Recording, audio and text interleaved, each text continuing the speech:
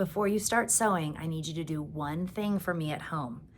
I need you to test your 1/4 inch seam to see how accurate it is. So what you're gonna do is you're gonna cut 3 pieces of fabric, and they're each gonna be 1.5 inches wide. It doesn't matter how long they are, but you're gonna sew them together.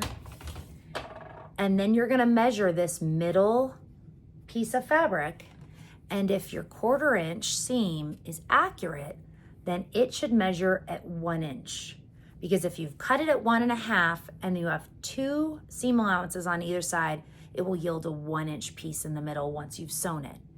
And so what that will do is if you test it, it'll show you whether you need to adjust to make your seam bigger or smaller. And what a 1/4 inch seam is, I'll post a video here, but it's just how you line your fabric up underneath the foot of your sewing machine. And a lot of sewing machines either come with a 1/4 inch foot or you can purchase one.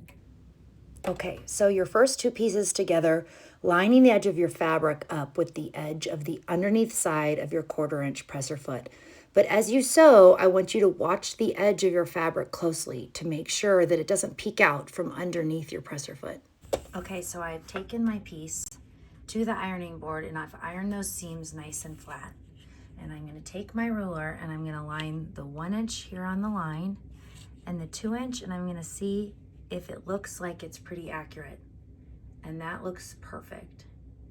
However, if you wanted to sew a scant 1/4 inch seam, what that's gonna mean is when you lay your foot down, you're gonna think of your fabric as being just a thread or 2 to the inside of your toe, rather than lining your fabric right up with the edge or lining it out here.